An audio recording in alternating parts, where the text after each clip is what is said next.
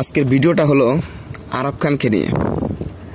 আমরা সকলেই মানবতার ফেরিওয়ালা আরাফ খান বলে আমরা তাকে চিনি, কিন্তু সে কিন্তু বর্তমানে বড় ধরনের এবং চালাক বাটপার যাকে বলা হয়, সে কিন্তু বড় ধরনের একটা বাটপার।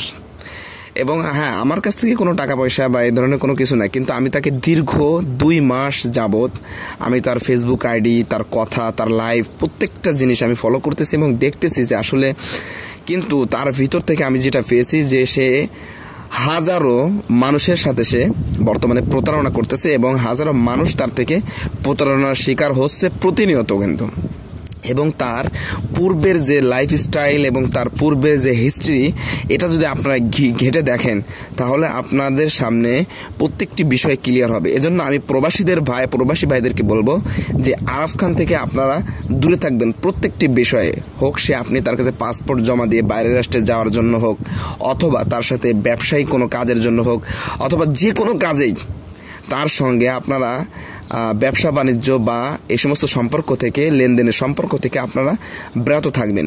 কারণ আমি সিম্পল একটা উদাহরণ দিই। সে 4-5 দিন আগে যে লাইভটা করছে, যে সে 1000 লোককে 50,000 টাকা করে সে দিবে। তো এই যে লাইভটা করে লাইভের ভিতরে সে কয়েকটা কিন্তু বাক্য ব্যবহার করছিল।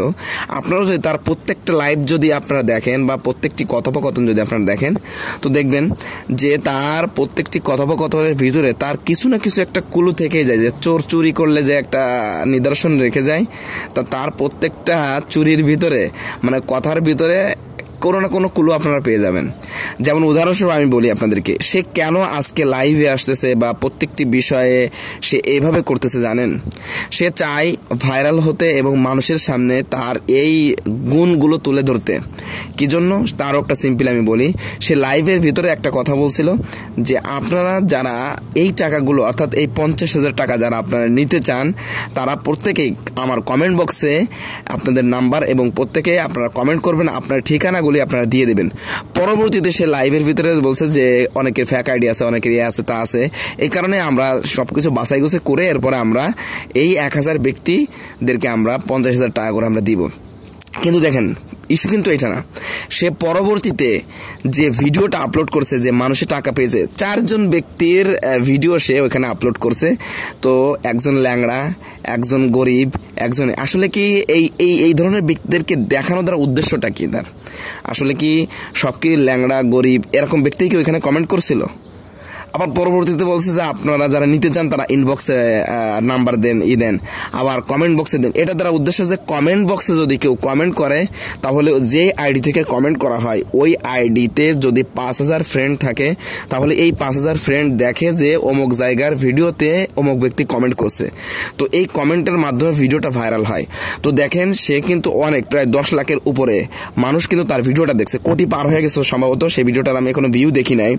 তো এই যে একটা ব্যবসা কিন্তু সে মানুষের থেকে করতেছে। এবং ইতিপূর্বে কয়েকটি ভিডিও আপনারা বর্তমানে দেখতে পারতেছেন, যারা ইউরোপের নামে মানুষদের কাছ থেকে সে পাসপোর্ট নিয়ে টাকাগুলো নিছে। এবং এটা কিন্তু মানুষ এখন বলতেছে যে কার কাছ থেকে নিছে, কে নিছে, কিভাবে কি হয়েছে। অনেককে সে কি করছে, অনেককে কিন্তু সে ভয় দেখিয়ে তাকে দমিয়ে রাখার চেষ্টা করছে। আপনারা জানেন পিসিলার সাথে কিছুদিন আগে সে কিন্তু একটা লাইভ প্রোগ্রাম করছিল।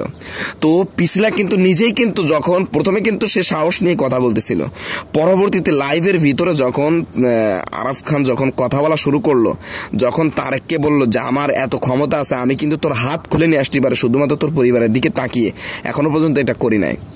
তো সে কত ডেঞ্জারাস ব্যক্তি যে লাইভের ভিতরে এসে এরকম একটা বাক্য সে ব্যবহার করলো।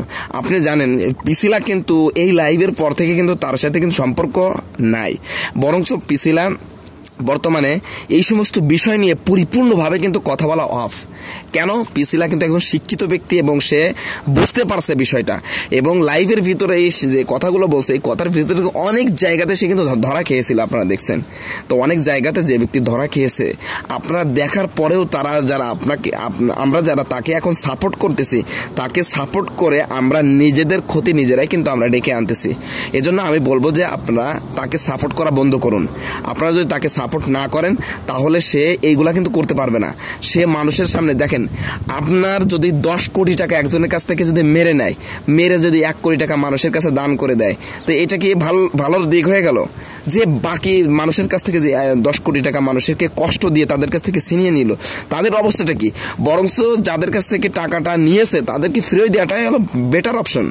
কিন্তু আমি 10 কোটি টাকা মানুষের কাছ থেকে মেরে ধরে নিয়ে আমি 1 কোটি টাকা মানুষের মাঝে দান করে দিলাম, এটা বড় দানের পরিচয়?